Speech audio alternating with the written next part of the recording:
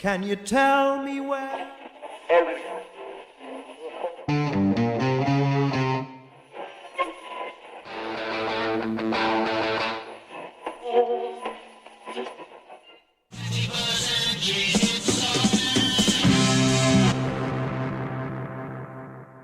Fala pessoal, sou Kelvin Araújo, estamos aqui em mais um vídeo do nosso canal e hoje voltamos aqui com a presença inenarrável, maravilhosa, que eu não sei que lado fica na tela, porque de algum motivo inverte, né? Ou ele está para cá ou ele está para lá. Para mim ele está aparecendo para cá. Ramon Cardinale, dê seu oi aí pro pessoal. Valeu pelo convite, Kelvin. Valeu. E aí, pessoal? Bom dia, boa tarde, boa noite, boa madrugada. Boa madrugada. Tem que dar tudo. Antes da gente já começar a falar o que a gente vai falar hoje aqui, eu peço para que vocês se inscrevam no nosso canal, ativem o sininho para as notificações. A gente já está com uma campanha perto de chegar para os 500 inscritos. A gente ganhou muitos inscritos esse mês. Que massa. Ultimamente, né, a gente tem ganhado muitos inscritos. E eu espero aí que vocês ajudem a espalhar a palavra, se vocês já curtem aqui nosso conteúdo. Também ativem o sininho para as notificações. Por favor, cara, ajudem, porque o trabalho que o Kelvin faz aqui é muito foda. Eu fiquei vendo o último vídeo que você publicou, que né, não sei em que momento as pessoas estão assistindo esse vídeo, mas o último vídeo do canal foi o do Alan Parsons, né? iRobot. E um trabalho de pesquisa ferrado ali, né, Kelvin? Imagina o trabalho que deu para fazer. Então merece pra caramba, cara. Ajuda a divulgar, galera. Compartilha aí. Gente, eu fico sem graça com esse tipo de anedota, o Kelvin é pesquisador, tipo de comentário. Cara. Né? Eu tento, né? Então aí sigam aí se vocês pensam como meu colega aqui, né? Meu também criador, também pesquisador, assim como eu, de leve, de conteúdo. Digam aí, escrevam, deem um like assim quando vocês verem esse vídeo, nos sigam em outras redes, Facebook Progland, Instagram Groover, Prog_Land, Groover também, se vocês quiserem mandar resenha de canções e tudo. A gente vai fazer hoje um quadro bem menos informativo, essas coisas, que vai ser uma continuação de um quadro que a gente já não faz há um tempo, que é os favoritos, ou os 3 mais. Como nós dois só somos 2, vamos fazer os favoritos, em que cada um de nós vai escolher 2 cada. Sim. O último vídeo que a gente fez foi sobre o Camel. É um dos vídeos, inclusive, mais acessados aqui, né? O pessoal adorou. O pessoal adorou aquele vídeo. Vamos em breve também fazer mais vídeo do Camel. Também, que sempre falar deles é maravilhoso para mim. E hoje a gente vai falar sobre um tema que eu tô louco para falar aqui há um tempo, que eu não tive a oportunidade de falar anteriormente. Primeira vez no canal. Primeira vez, que é prog italiano. E hoje eu e o Ramon, a gente vai escolher, cada um de nós, 2 discos do prog italiano. Eu não sei, eu sei uma das escolhas do Ramon, mas eu não sei a outra. Ele já sabe as minhas. Mas, então, para mim, esse vídeo vai ser uma surpresa. Eu também nem quis entrar a fundo. A gente vai falar só um pouquinho da história de cada disco, bem resumidamente mesmo, porque não é um vídeo informativo. E porque, provavelmente, acredito que todos esses discos que nós falamos aqui vão ganhar vídeos futuros isolados, né? Eu penso muito nisso, que todos os vídeos que a gente vai citar merecem depois, em outro momento, um vídeo ou sobre a banda, ou sobre o disco. Com certeza. E você vai falar um e eu vou falando um nessa ordem, para a gente alternando. Para mim, que todos os discos aqui são do ano de 1973. Que é o grande ano do rock incrível, né, cara? Isso é verdade. E é uma coincidência que eu estava vendo aqui agora, que eu estava vendo aqui a lista dos discos. Os meus 2 discos são de 1973. Caramba. Os meus também. O seu também e das 2 opções ali que você tinha botado para o segundo também são. Então, aparentemente, só teremos discos de 1973. Que eu achei maravilhoso. Esse ano é muito louco, né? Estamos focando, e a gente está focando esse ano, no cronograma até o fim do ano, a gente vai focar majoritariamente em lançamentos do ano de 1973. Então, o vídeo de hoje é, de certa forma, lógico, um vídeo dedicado ao prog italiano como um tributo à cena, mas também sobre esse ano. Eu pensado muito que alguns discos que eu vou citar aqui, especialmente um deles, merecia muito um vídeo de especial 50 anos, e aqui já vai cumprir um pouco o papel, né? Eu só queria comentar que eu conheço pessoas muito mais especialistas em prog italiano, que conhecem aquelas bandas mais obscuras, assim. Eu conheço um bocado de coisa, mas não tanto, talvez. Também. Eu sei que uma das bandas que você vai citar aqui, por exemplo, eu não conheço. E eu quero que você me venda bem ela aqui. Eu quero sair daqui e colocar ela como primeiro lugar na fila aqui para eu escutar. Vamos ver se você me convence. Assim eu farei. Vamos começar então, né? Vamos. Vamos lá. Meu primeiro, eu vou citar são 2 discos, né? Para cada um de nós. Isso. Eu vou colocar assim, o meu segundo lugar. E o meu segundo lugar eu fiquei muito em dúvida entre 2 discos. Acho que eu falei até com você em off, né, Kelvin? Uhum. Eu pensei em colocar um muito clássico, que eu adoro também, e ele não é de... Eu tenho alguns aqui. Ele não é de 73, ele é de 72, que é esse classicaço aqui, né? É verdade! É 72, eu acho, esse disco. Ele é 72. Eu adoro esse disco. Esse é um clássico, aqui. Esse é maravilhoso. Eu pensei em colocar ele em segundo lugar, eu adoro. Para quem coleciona disco de vinil, além dele ter a capa bonitona, ele é um disco mais ou menos fácil de achar no Brasil, porque ele tem edição nacional, ele saiu no Brasil aqui, ao contrário dos outros que eu vou citar. Sim.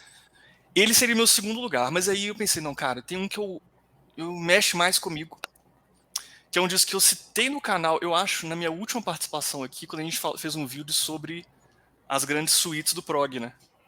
Que é esse aqui, né? Esse aqui. Museu esse é maravilhoso. Esse é muito bom, né, cara.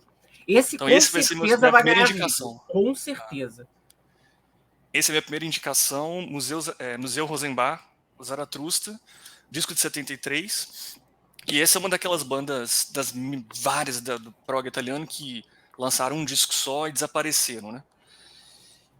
E não foi por acaso que eles desapareceram, né? Assim, acho que de comentários sobre esse disco, eu adoro, né, cara? Eu acho que vale falar por que a banda desapareceu, né, cara? Que tem motivo, né? Eu acho que você pode até me completar ou me corrigir se eu estiver errado, mas a cena italiana do prog, cara, nessa época, ela tinha um viés político e majoritariamente à esquerda muito forte. Um dos discos que eu citei fala muito sobre isso. Especialmente algumas bandas tinham até um viés ecossocialista, digamos assim, né? Muito explícito, né, cara? Aquela onda que veio aqui no Brasil no fim dos anos 70, de ecologia, aqueles discos do Roberto Carlos, também do Erasmo Carlos, também, que falava muito sobre essa questão, sobre questão de caça de baleia. Essas coisas é algo que os italianos estavam fazendo desde o início dos anos 70, no mínimo, at least, né?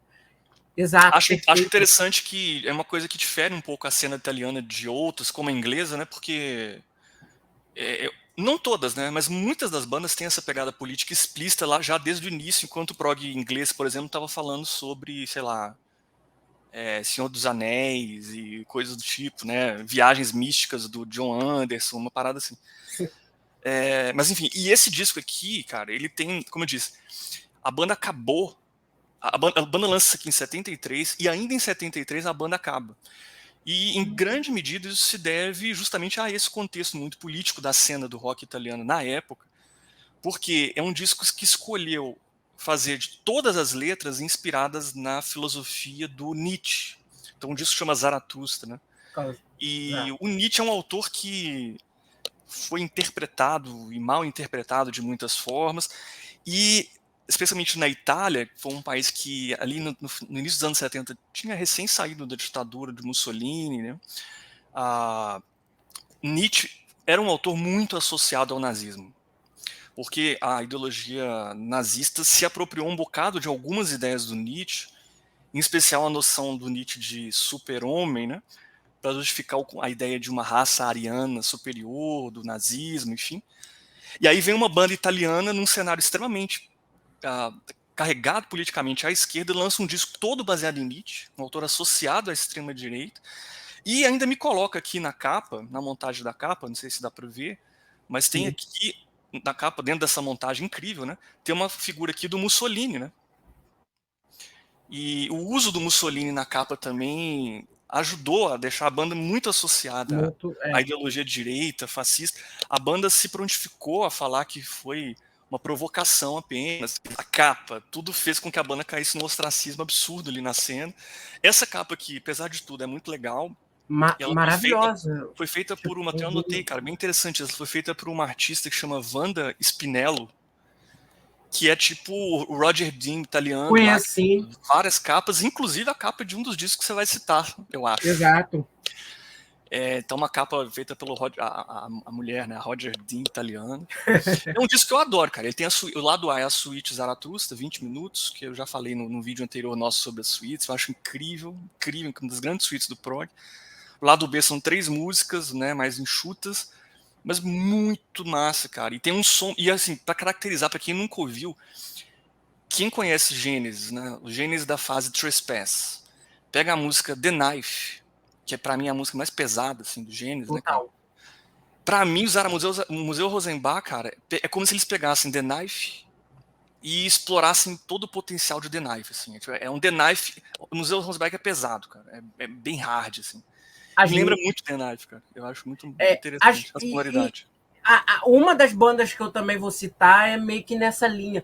A cena progressiva italiana tinha muitas particularidades. A gente não vai falar aqui nesse vídeo, que a gente vai falar mais dos lançamentos.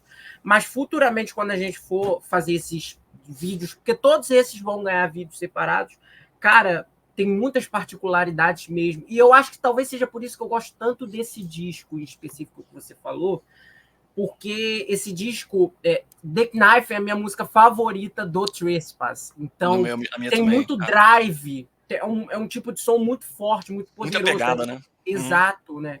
E as bandas progressivas italianas, elas diferente da cena majoritariamente do resto da Europa, leia-se Inglaterra, né, específico, Reino Unido, elas vieram um pouco depois, né? Então muitas bandas elas já eram influenciadas por esses trabalhos, não foram trabalhos que eles iam desenvolvendo, que eles iam criando rock progressivo. É lógico, teve muitas bandas que vieram já de uma linhagem sessentista e tudo mais.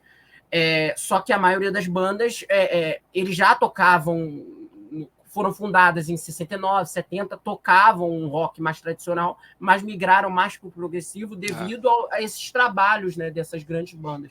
Inclusive o próprio Genesis, né, o Genesis e o Vandergraaf Generator, sobretudo, foram duas bandas que tiveram muita influência nessa cena, porque antes deles estourarem criticamente, e no caso do Genesis comercialmente, na Inglaterra, eles tinham um público italiano muito forte.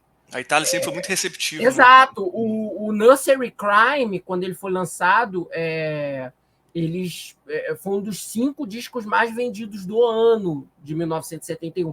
E a gente está falando de um disco que saiu em outubro de 1971, ou seja, foi um lançamento mais para o fim do ano, né? Uhum. Então eles eram muito populares lá, tanto é que o Genesis voltou anos depois, em 2007, fez lá aquele show em Roma, né? Como uma forma de agradecimento, legal, porque né? a plateia italiana, o público italiano e a cena italiana de música e também de crítica musical apoiou eles quando eles não eram ninguém, sabe? Que eles só passaram a ser hiper conhecidos no Foxtrot, né? E essa influência é muito nítida em alguns trabalhos. E, cara, eu amo esse disco. É um dos meus 10 favoritos. Se eu tivesse que escolher 10 favoritos, não só do rock progressivo, mas do rock, da música popular italiana, né? Esse entraria. Eu adoro esse disco, acho um disco atualíssimo. Ele tem muitos jogos de palavra, né? Muitas perspicácias assim, líricas. E eu reescutei, eu vou falar aqui, agora eu vou fazer um meia-culpa. Eu escutei o ao vivo que você recomendou lá, que eu achei no YouTube esses dias, e, cara, é muito bom mesmo, né? Eu ia até comentar isso, recente, né? Eu falei isso, esse disco foi regravado em 2012, com o vocalista original, inclusive. Porque a única crítica que eu tenho a esse disco originalmente é a produção, né? A produção, a mixagem é um pouco enlamaçada, assim, sujo, né? Sim. Então tem uma parte no final que tem um solo de guitarra. E esse solo deveria ter muito destaque na mixagem. E na versão original ele não tem o devido destaque, era pra ser épico, assim. E ele fica escondido, assim, você tem que prestar muita atenção pra você ouvir. Então. E tudo isso foi corrigido, né? Na versão de 2012, né? Então a versão de 2012 pra mim ela é definitiva, cara. Eu tenho muito apego à composição, nem tanto à gravação original. Eu sei que tem muita gente, não, eu prefiro original. Então, legal, mas eu prefiro a composição muito bem gravada. Total. Enfim. Então eu recomendo conferir essa edição de 2012, tem no YouTube fácil para ver e é bem legal. Assim. Então essa seria, em resumo, essa seria a minha escolha. Para quem gosta de, só para último comentário, para quem gosta de Mellotron, né, cara, do instrumento, esse aqui é um banquete, assim, tem Mellotron pra caramba, um dos discos mais carregados de Mellotron que eu já ouvi, mas muito bem, sempre muito bem utilizado. Assim. Exato, cara, e pô, melhor recomendação possível. Eu agora já vou, meu primeiro eu vou falar de um disco de uma banda mais conhecida, para o segundo ser um disco mais obscuro, digamos assim, da cena. Cara, então, a minha banda favorita de prog italiano é disparado Banco del Mutuo Soccorso. Eu conheço quase toda a discografia deles, sabe? Eu amo o PFM, acho entre as duas grandes bandas, né, da cena progressiva. Foram as bandas que mais lançaram trabalhos e tudo mais. Eu prefiro eles ao PFM, né? Eu amo Premiata, Forneria também. E, cara, em específico, eu tive muita dificuldade para escolher um disco deles, mas eu poderia ter escolhido, sei lá, o debut deles de 7.2, que tem aquela imagem clássica, assim, o primeiro deles, assim, cara, eu acho um disco absolutamente perfeito, aquele de 72, que tem Metamorfose, o Gardino Del Mago, que para mim é uma das melhores suítes assim, de progressivo também, né, dessa época. Mas eu escolhi o segundo, que é o Darwin, de 1973. Descasso. Descasso. Esse é um clássico, acredito que seja um clássico da cena italiana, porque essa noção de clássico tem alguns que são clássicos mesmo, incontestáveis, tipo Perunamico, História de um Minuto, do Premiata, o próprio Photos of Ghosts, mas eu acho que dentro da discografia do Banco del Mutuo, tem os primeiros lançamentos são muito importantes, né? São muito bons e muito clássicos, muito seminais. Então fica aquela coisa, tipo a discografia do Gentle Giant, dos 7, 8 primeiros discos, que a noção de clássico se estende muito para vários discos, né?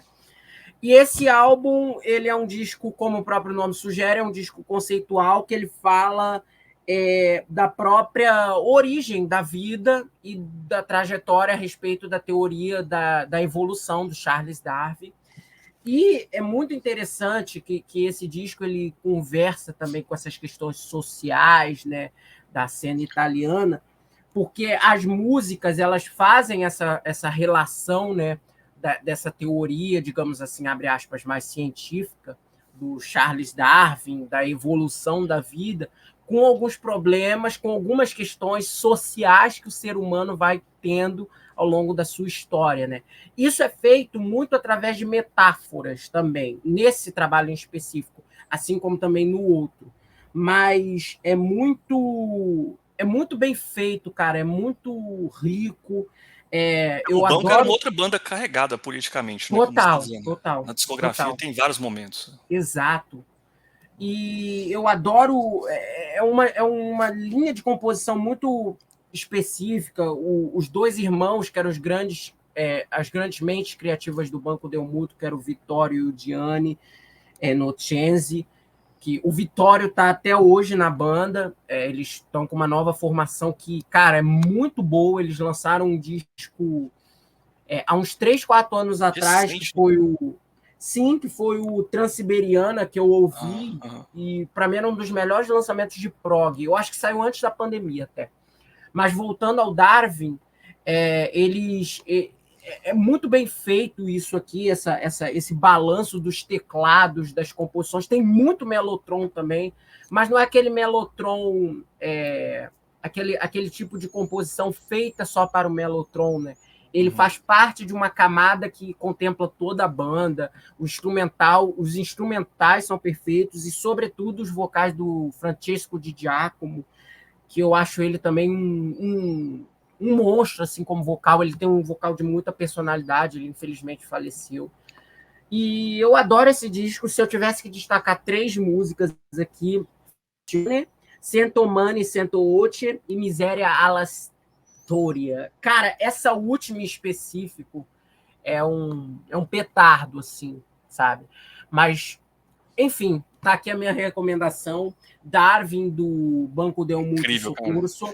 Eu sou apaixonado por toda a discografia setentista deles, e qualquer disco deles aqui poderia estar aqui. Eu quase botei o de estreia mesmo, porque era um disco muito importante também, mas todos até o Canto de Primavera eu curto, sabe? Depois eu passei a ouvir menos os discos deles, mas é uma banda que eu ouço regularmente. É um tipo de grupo que sempre me contempla. Assim. É interessante sobre esse lançamento. Cara, em 2019, 2020, antes da pandemia, eu estava comprando discos aqui numa loja no centro e eu achei o Darwin em vinil. Vinil, caramba. Numa loja aqui no Rio de Janeiro. Eu ia comprar ele, eu não tenho vitrola, não tenho nada aqui em casa, mas eu ia comprar ele porque, para mim, parecia que era um item muito raro. Eu estava doido para encontrar uma cópia em vinil desse álbum, em físico, na verdade, desse disco, porque eu já tinha ouvido, tinha curtido pra caralho, e eu estava numa época que eu estava muito progressivo mesmo. Mais do que hoje, até. E só que eu tinha um compromisso no centro da cidade, que eu não vou me lembrar qual, e eu não pude comprar ele na hora. Eu acho que eu tinha que pegar algum dinheiro no banco, alguma coisa do tipo. Eu estava com meu pai e a gente tinha que pegar e etc. E a gente voltou naquela loja e eu não achei mais o disco. Eu lembro que eu fui para casa hiper triste. Eu falei, caralho, e tudo mais. E eu nunca mais achei. Não ia durar na loja, assim. Quem viu e conhece, pega na hora. Não deixa passar. Né? Eu não sei se... Mas aí é que tá. Eu não sei se eu ou eu deixei em algum lugar da loja que eu não consegui me lembrar depois onde é que ele estava. Nossa, entendi. Ou alguém, nesse inteirinho que eu fui lá, que foi uns 30, 40 minutos, achou o disco e levou. Então, eu não sei. Então, quando a oportunidade que eu tiver de comprar esse disco em lançamento, eu vou ter. CD. Os discos clássicos do prog italiano, em vinil, eu sei que em vinil eles estão sempre sendo reeditados. Então, 2 em 2 anos, 3 em 3 anos, sempre sai uma reedição nova. Tanto é que esses que eu tenho aqui são reedições de 2019, 2022, essa do Museu Rosenbach, inclusive. Porque são discos que têm saída, né? Eles são muito clássicos, assim. O Darwin, a capa do Darwin é da Wanda Spinello, da mesma capa também. Quem fez o Museu do Rosenbach. Enfim, vamos lá, né? Vamos. Fala o seu. Esse você já sabe qual é, né, Kelvin? Essa é a minha banda favorita do prog italiano. Disparado, assim, pra mim. Essa banda mexe muito com o meu coração. Ela tá acima de todas, de PFM, de Banco, de Museu Rosenbach, enfim.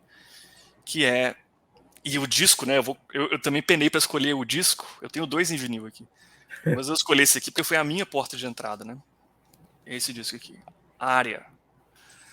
Arbeit macht frei, né?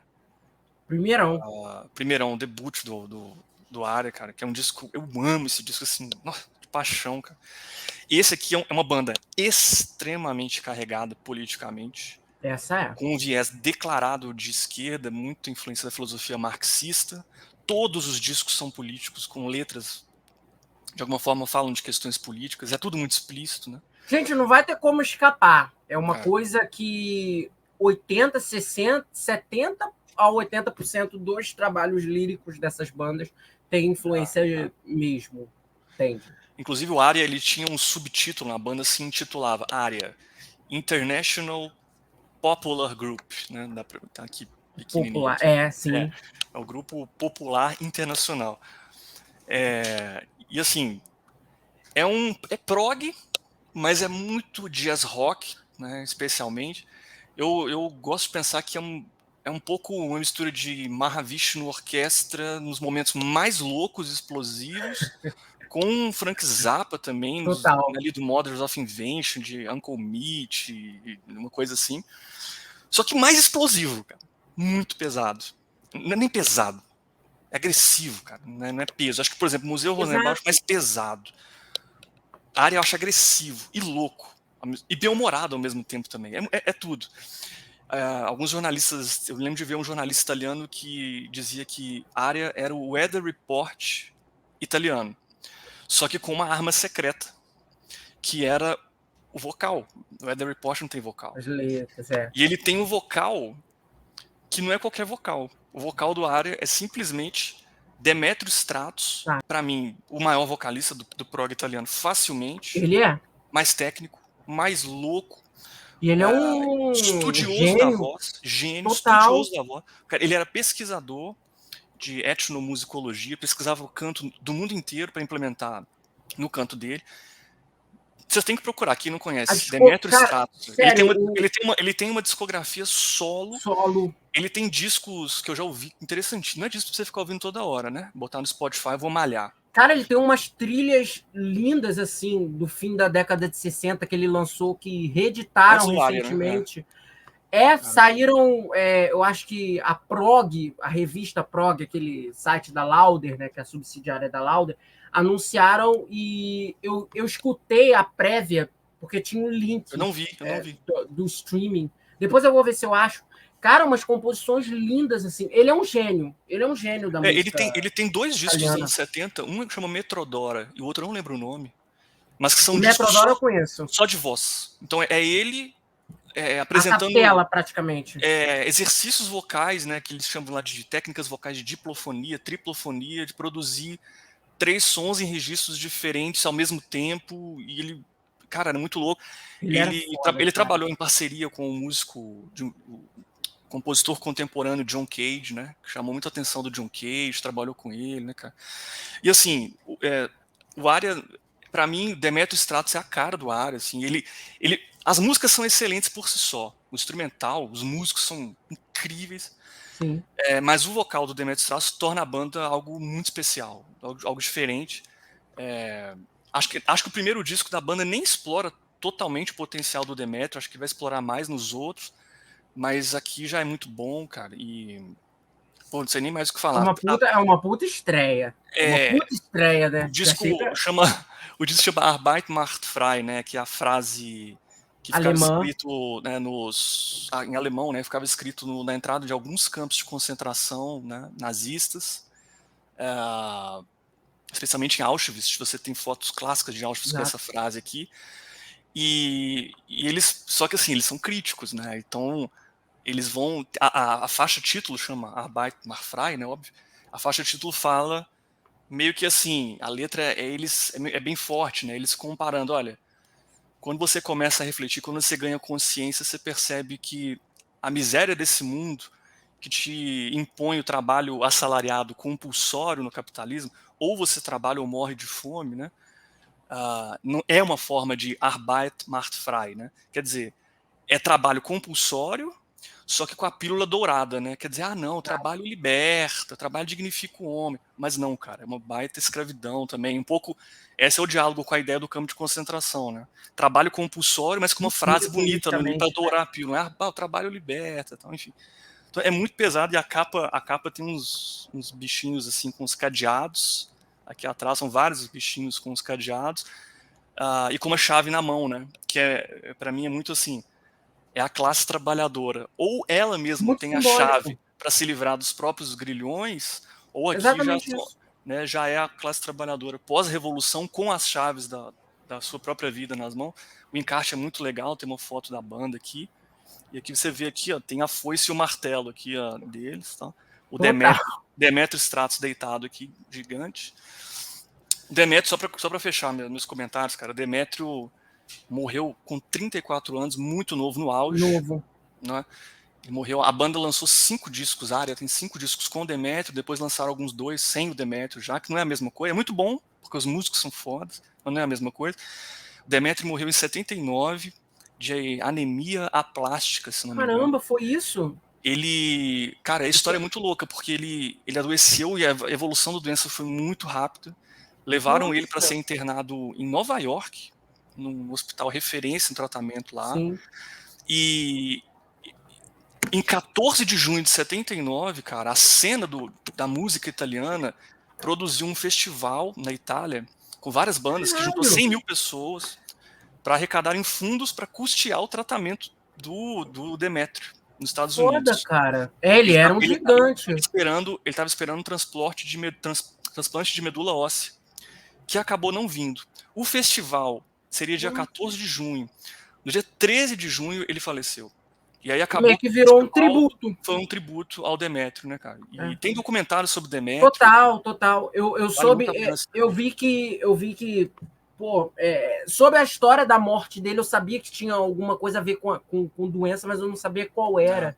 Lembro que até o Lúcio Battisti, que foi uma das milhares de pessoas que ele colaborou, outro monstro da cena italiana, meio que ajudou muito ele antes, né, dele já tá com a doença, ajudou financeiramente, tudo mais.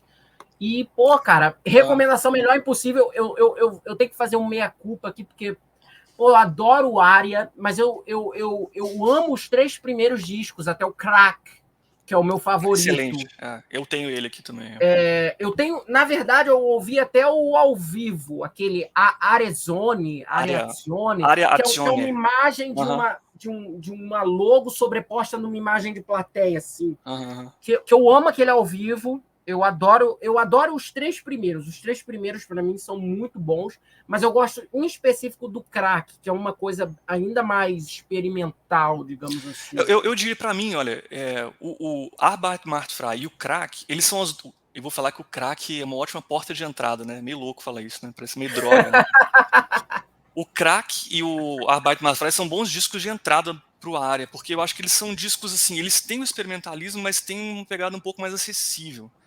Tem 2 discos do Aria que são muito loucos, que é o segundo, é o Caution Radiation Aria, e o Maledit, que é o 4, né? São discos, aí já são bem experimentais, excelentes, cara.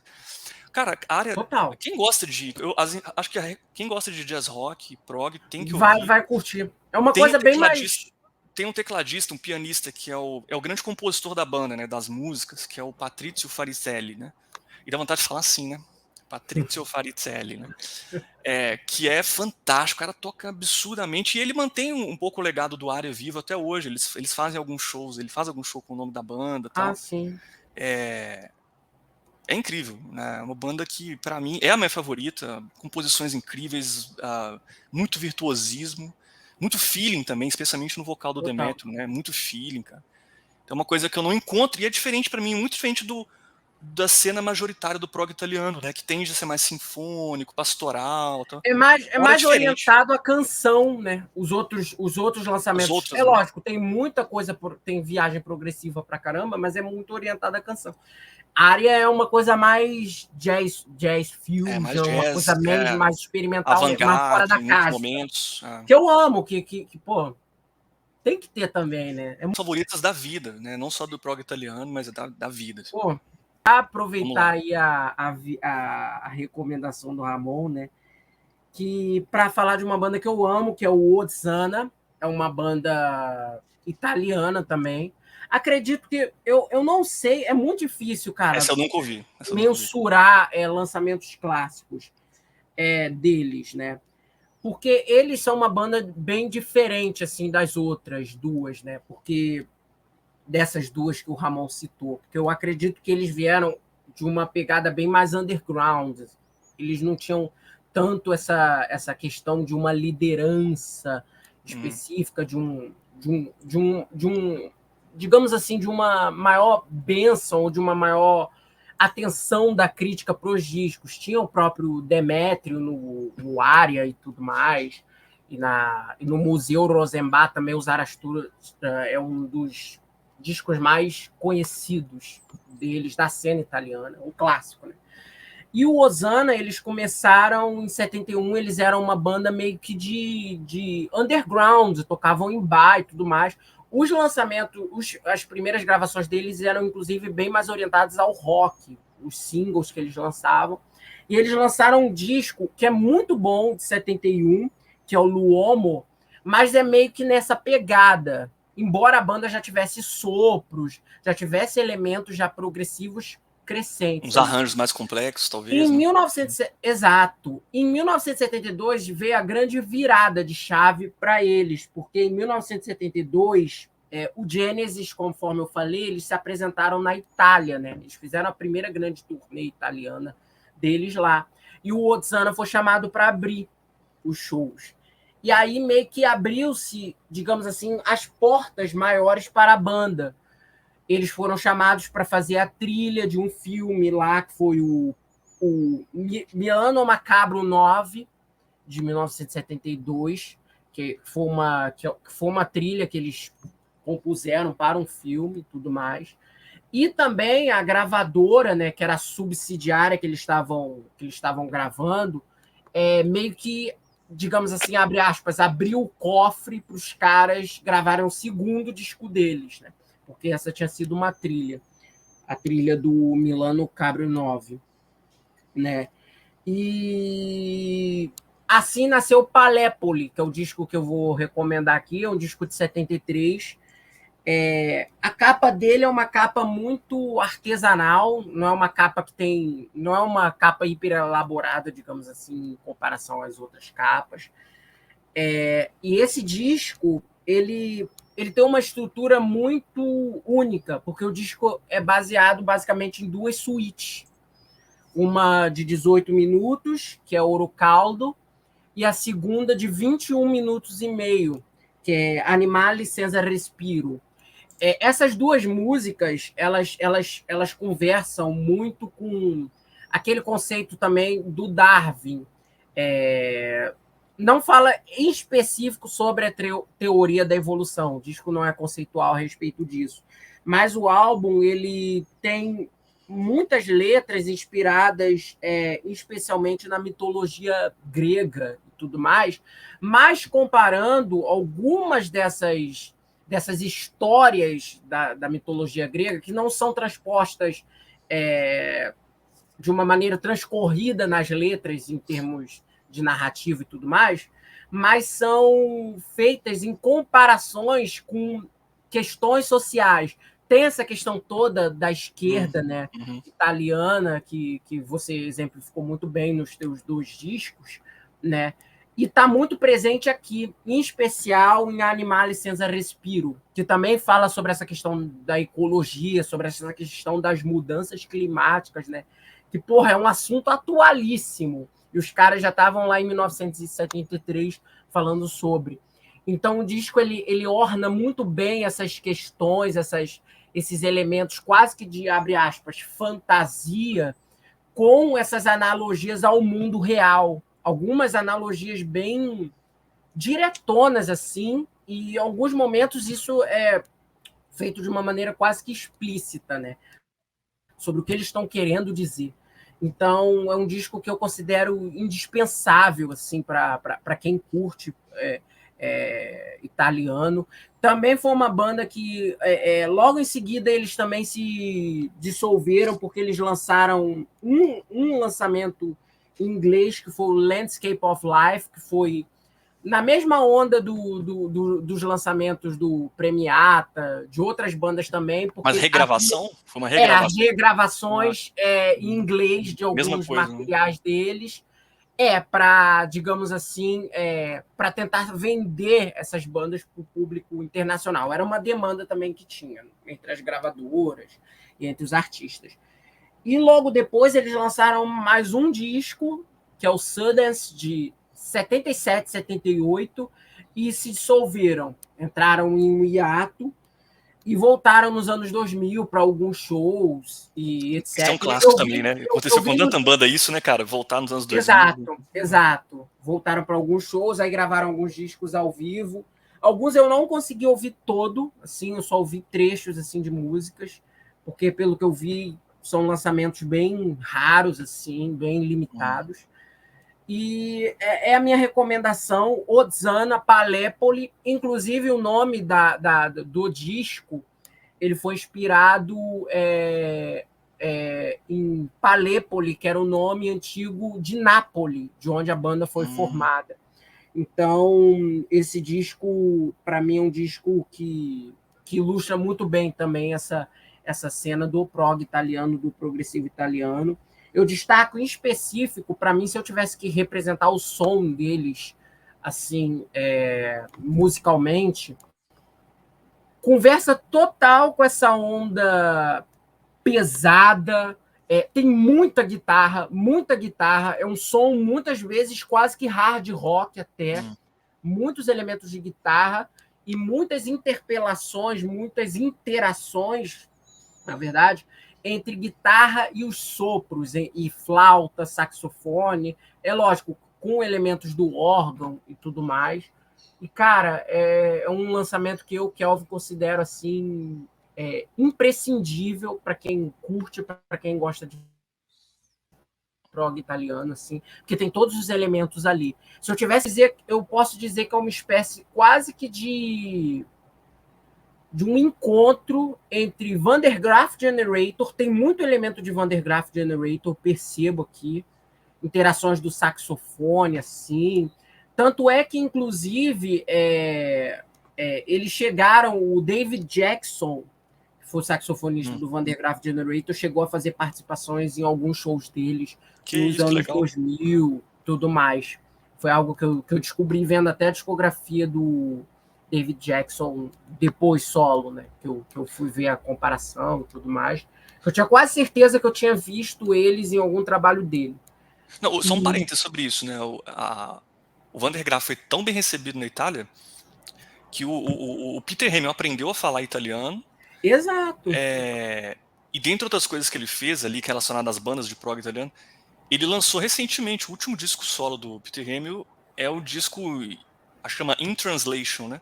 Que ele pegou clássicos da música popular italiana e fez versões, né? Então, a capa é ele com uma camisa da Itália, inclusive. Eu tenho para mim, eu acho que ele tem moradia lá. Aí eu não sei. Posso ter, eu tenho quase certeza não que... Duvido. Porque eu vi recentemente, naquele vídeo que a gente estava falando dele voltar, né, em atividade, que ele estava... Que pelo onde eu estava vendo, ele estava na Itália, sabe? Que eu acho que ele estava meio que indo... Que fizeram meio que um Reels também, né? Aqueles vídeos do Instagram, dele saindo da casa dele em direção a um show. E meio que pareceu para mim a região da Itália, total. Não assim, duvido, não duvido. Bem florestal, assim, aquele clima bem italiano, né? Porque a Itália é uma coisa muito visual. Eu te interrompi, você estava dizendo da sonoridade da banda, você estava comparando com o Van der Graaf. Exato, e que se eu tivesse que dizer assim, para mim eles são um cruzamento entre o Van der Graaf Generator e quase que, em alguns momentos, é muito difícil comparar, dizer uma banda em específico de hard rock, mas eles, em alguns momentos, me lembram quase que um Deep Purple, assim, em termos de timbre de guitarra de peso, sabe? É um som pesado, mas não é aquele som hiper, ultra metal, sabe? Então tem muitos desses elementos mais barrocos, abre aspas, tem muita presença da flauta, muita presença do mellotron, sobretudo, com essas inserções de guitarra, com essas passagens de instrumentais muito pesadas também. Então é um disco muito único em todos os sentidos. Mas se eu tivesse que dizer uma banda, eu diria que eles são uma espécie de Van der Graaf Generator italiano, só que com guitarra, com peso. O Van der Graaf não era uma banda que tinha tanta guitarra, né? É uma banda extremamente pesada, mas sem guitarra. Sem guitarra. Tipo o ELP também. E o que acontece? Eu acho que essa é a maneira melhor de definir o som deles. E tá aí a minha recomendação, Palepoli, do grupo Odzana. E não, ao que tudo indica, tudo indica, não. Ao que não é de fato, não. Eles não são uma banda cristã, nem nada do tipo, né? Porque parece Osana, né? Porque tem uma música que fala Osana, Osana, não sei o quê. Nas não, alturas. Osana é uma outra coisa que não tem nada a ver com esse sentido. Então tá aí a minha recomendação. Acho um disco necessário para quem é prog italiano. Pô, tá bem vendido. Já anotei aqui, vou ver amanhã. Depois tem no YouTube. Eu chequei ontem, que ontem a gente estava conversando, né? Eu falei para você que eu não tinha certeza se tinha ele no YouTube. Depois eu vou ver se tem no streaming, porque vai que tem, né? Eu vou caçar aqui para salvar. Vou salvar. Eu vou olhar se tem no Spotify aqui, cara. Osana. Quer ver? Olha isso aqui, 2 segundos. Osana com 2 N's, não é?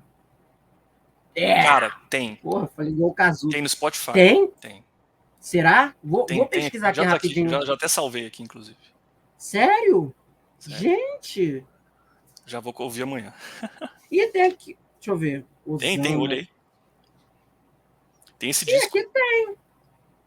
Aqui tem. Eu acho que é o único. Aqui no Deezer, é o único que tem deles. No Spotify tem outras coisas deles. Não, aqui. E não. Caramba, tem. Não, tem todos aqui. Inclusive rapaz. Tem um disco de 2009 deles aqui, olha só. É esse, é o Prog Family, que é o que tem a participação do David Jackson. Caramba, caraca, tem tudo deles aqui, tem tudo. Depois vou até reescutar esse. Os ao vivo eu não achei, deixa eu ver. Os ao vivo eu não achei. O Museu Rosenbach e o Área tem tudo no Spotify também, é bem fácil de achar, para quem quiser, né? Tem algo a acrescentar, Ramon? Não, cara, a cena do prog italiano é gigantesca, né? Por exemplo, Osana eu não conhecia. É muito difícil conhecer tudo, né? Tem muitas bandas assim. Tem muitas bandas, discos, gente. Enfim. A gente vai até talvez fazer uma outra parte assim desse vídeo. Talvez. Todos esses também vão ganhar vídeos exclusivos, porque é uma temática que a gente tem que dar luz aqui no canal sobre. Sim. Ouçam aí as recomendações, ouçam. Queria agradecer, é um vídeo mais curto mesmo, queria agradecer ao Ramon, dizer aí se ele tem algum recado, alguma consideração final. Não tenho recado. Eu adoro fazer esses vídeos assim de favoritos, essas coisas, também. Cara, adoro. Sempre tiver esses vídeos, que me chama que eu... Também, vamos fazer. E é isso, também não tenho muito o que acrescentar, ouçam todos os discos aí que a gente citou, outros também que a gente citou também por alto, os que a gente citou diretamente. Espero que vocês tenham gostado do vídeo de hoje. Se inscrevam no canal, deem um like, ajudem a turbilhar, ganhar mais inscritos aqui para o nosso trabalho. Sempre, sempre, sempre. Espero que vocês tenham gostado do vídeo de hoje. Exato, deixa o like aí. Falem aí o que vocês acham também da cena italiana.